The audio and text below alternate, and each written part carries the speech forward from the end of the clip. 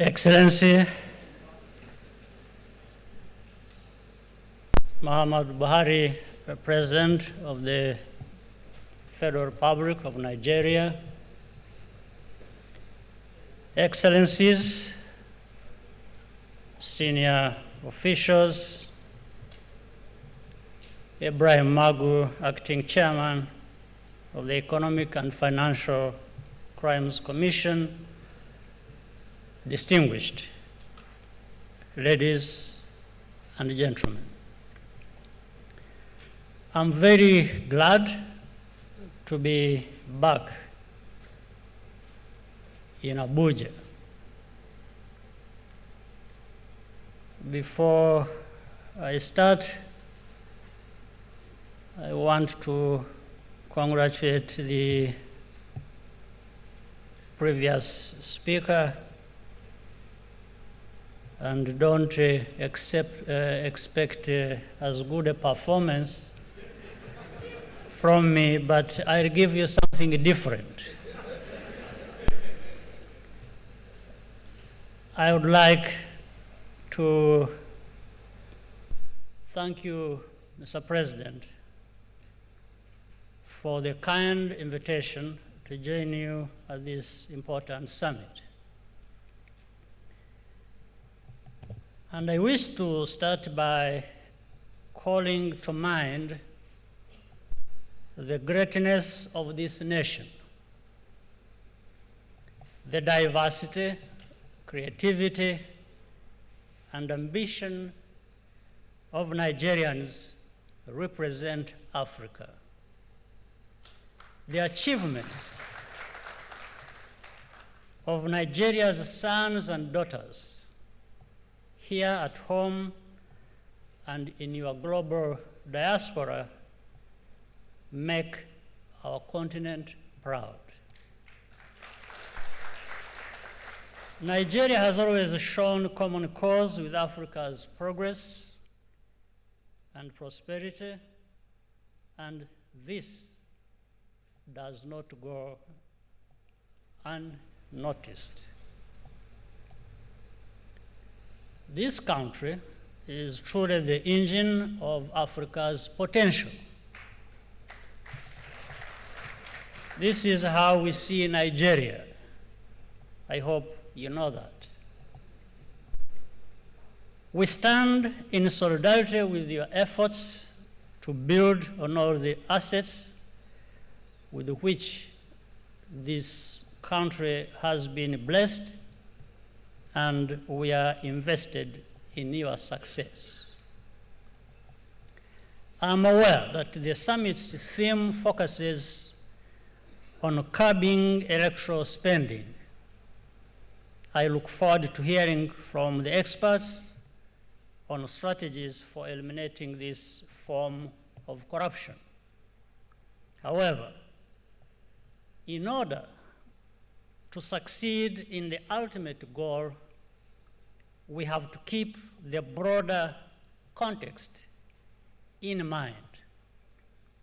That is why I suggest we reframe the fight against corruption in positive terms as a struggle for transparency, public integrity, and accountability. In fact, on this note, I wish to state that there is one of your own who wrote a book titled "Fight Against Corruption is Dangerous." So she gave me the book. We met somewhere in the United States. And as I was looking at the title, I reminded her, I said, you know, you need to be thinking of writing another book to state that not fighting corruption is even more dangerous.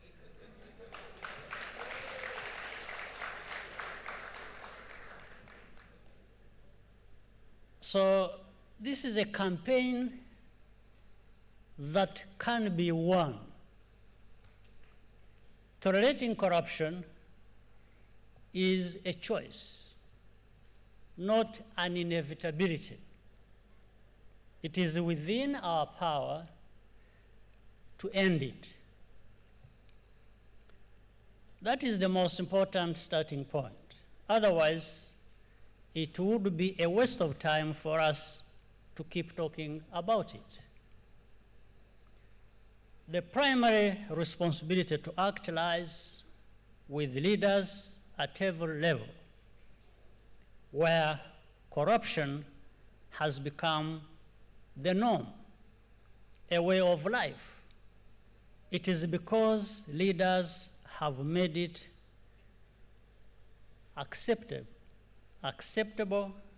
and have made it that way. We tend to focus on the petty corruption of everyday life, while turning a blind eye to the more consequential forms that people only whisper about because the rich and the powerful are the main beneficiaries. Let me again here tell you a story. You know, I was traveling and my plane made a stopover in one of the countries on our continent. And at the airport, I didn't go to leave the plane. I stayed around. They were refueling. I walked around outside, and there happened to be policemen I found at that airport. And a policeman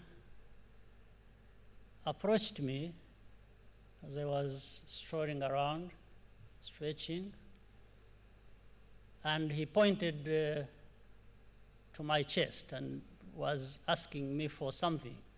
So I didn't understand because I was just putting on a shirt, my jeans, and thinking, happily he had not even recognized who I was. Then, so I looked around, I was wondering, I asked him, I said, what is it? And he didn't understand English. So he kept pointing, showing at my chest. I had not realized I had a pen in my pocket. So I pulled out my pen and I was showing the policeman. I said, is this what you want? He said, yes. Then I told him, I said, you wait. So I understood what it was, and he was carrying a gun as well, and so on. So I went back to the plane. I asked the pilots whether anybody had some money on him. So the pilot gave me a $10 bill. So I came out and gave the policeman the $10 and the pen he wanted. So he was very grateful. But that left something on my mind.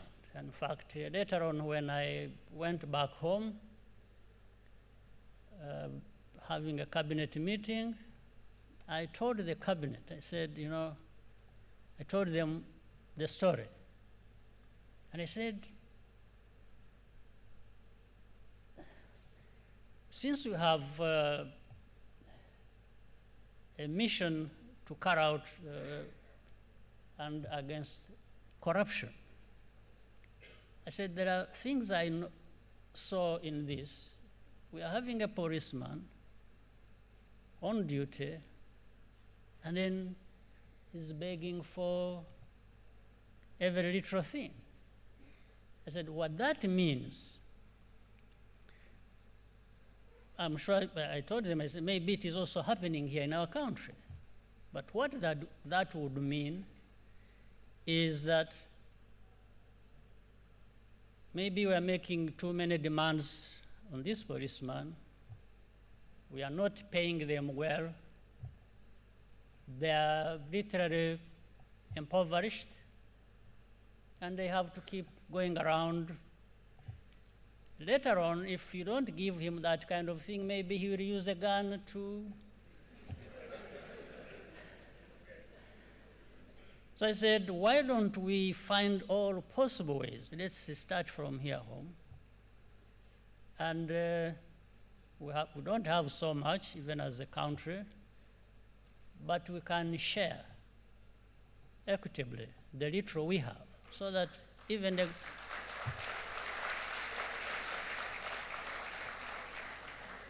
the policeman feels they are taken care of. And they are getting so little because there is so little across in the country, not getting so little when others are getting so much. So we have to create that balance. So in a way, it was to inform ourselves of the complexity and the efforts we have to carry out and the multifaceted problem we have to deal with. But in other words, corruption needs to be tackled from the top down. This is not only the fairest approach, it is also the most effective because it empowers the public to join the fight and hold leaders accountable through elections and other means. In that way, corruption can definitely be reduced to the minimum possible, and that makes a tremendous difference. However, it also takes careful organization and messaging to make this practice widespread. Overcoming corruption is really about 4 key principles, in my opinion: culture, responsibility, accountability, and effectiveness. We must discard the myth that corruption is endemic to particular cultures. Corruption is a universal weakness, not an African one. And it is not part of our destiny as a continent. Indeed, research has shown that some of the biggest sources and beneficiaries of corruption are outside of Africa. And this has always been the case, by the way. When somebody gives you addictive drugs with one hand and offers the cure with the other hand, it is not altruism, but a form of control that encourages passivity. In the absence of a politics that values individual integrity, even well-established institutions are not enough to deter wrongdoing, as has been demonstrated by repeated scandals in advanced economies at the top of international transparency rankings. That is why it is past time to redefine transparency as a global objective that requires us all to work together with mutual respect. Corruption does not take decades to eradicate. Huge gains can be made relatively quickly once we decide to break the habit. That brings me to responsibility. This principle is inherent to our respective cultures in Africa. We are in charge of our own future. the purpose of transparency is not to impress others, but rather to make our own societies better, because that is what our people expect. The third and fourth foundation stones are accountability and effectiveness. Without transparency, it is impossible to earn and keep the trust of the people. And without trust, we will not be able to effectively use national wealth to make measurable improvements to the well-being of our citizens. We have to set our sights high. It is not enough to fight corruption, just as merely fighting poverty is too small an ambition for Africa. We want to create value, we want to create wealth, not merely fighting corruption. Our liberation struggle in Rwanda and in Africa more generally has always been based on the ideals of eliminating discrimination, entrenching good governance, and ensuring all citizens benefit equally from nation building. As a new government, the turning point in Rwanda's peace-building process came after months of intense national consultations.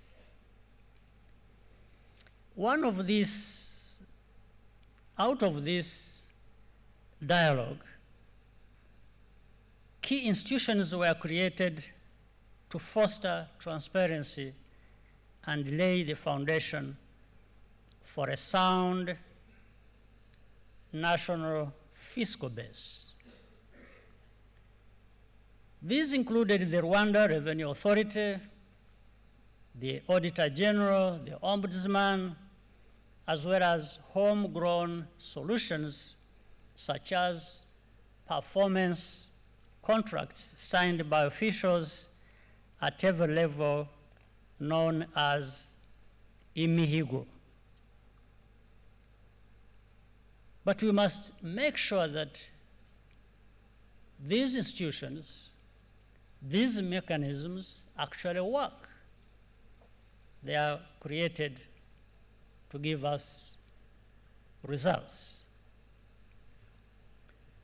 We quickly found out that fighting corruption has a huge political cost. One of the things I was referring to about the book is this one. Officials who did not live up to the agreed standards were dismissed or brought to justice. Others fled into exile and pretended to be so-called opposition or pro-democracy groups. I'll give you a specific example here. After the genocide, the first government we put in place, the first foreign minister appointed at the time connived with some other leaders within our cabinet, particularly the prime minister at the time, and was given money, cash, hundreds of thousands of dollars, to go abroad and reopen embassies or open new embassies. This guy never came back. And he had been in office just for a couple of months. And this was the first transition government. Now, The story I want to arrive at is that today he's one of the opposition leaders living in France. So, and people accept this is a man fighting for democracy. Where he's hosted, they believe that. Some groups believe that. So he's not only one, because in fact, a couple of years later, the same prime minister who he connived with, I don't know, I don't want to say this for sure, but he agreed with the then president of the transition, he was my president. He was given another lot. In fact, no, he wasn't given the whole amount, but the idea was to go and buy vehicles, of course, Mercedes-Benzes, for the cabinet ministers. But he had to carry the money also in cash. So I went to my president, and when I learned about this, and I said, President, first of all, we are making a mistake. Our first priority shouldn't be buying Mercedes-Benzes for our ministers. You can imagine in 1998, that's 4 years after the genocide. We are trying to build institutions. We are trying to do a number of things. And the first thing that came to mind of our leaders was to buy Mercedes-Benzes for ministers. So ministers who have no offices, office buildings, no furniture, no nothing. And so I went to the president and told him, I thought it was wrong. I told him, my president, I think this is wrong. We cannot afford, first of all, to prioritize this type of thing. Second, to have money cash, again, given to one of us. The other one went and never came back. And never brought. So now this one is taking even more money. I said, we can't keep doing this kind of thing unless we are to be, in the end, doomed and never to leave the transition. So, but I'm showing you how that is the cost. The cost, you risk many things. You risk these bad names, because in the end, these same so-called opposition have turned us into what they call authoritarian. So we are authoritarian because we didn't allow them to take this money, or when they took it, they never came back, so they had to find an explanation. But between fighting corruption and being authoritarian, I prefer being called authoritarian.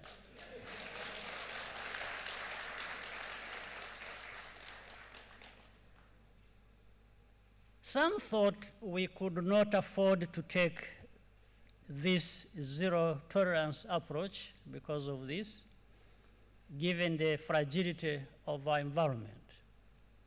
The truth, however, is that we couldn't afford not to do it. It is the foundation of the modest progress for which Rwandans continue to work. Everywhere, trust in democratic processes is declining, leaving a cynical citizenry that is easily manipulated by the politics of division. Fighting political corruption is therefore just as urgent as fighting economic corruption. And the strategy for doing so is the same: building on Africa's cultural heritage to cultivate the mindsets of responsibility, accountability, and effectiveness in our leaders, and especially in our young people as we continue to build and strengthen the institutions that will serve this cause.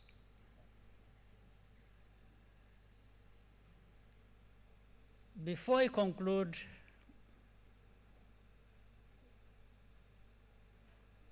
President Buhari, I wish to give you our very warm congratulations on your re-election, and best wishes for the entire Nigerian people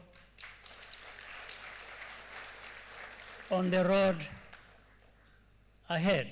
I also want to mention here that President Buhari is our AU's champion in the fight against corruption, and we thank you for. So, distinguished ladies and gentlemen, I thank you for your kind attention, and I wish you fruitful deliberations.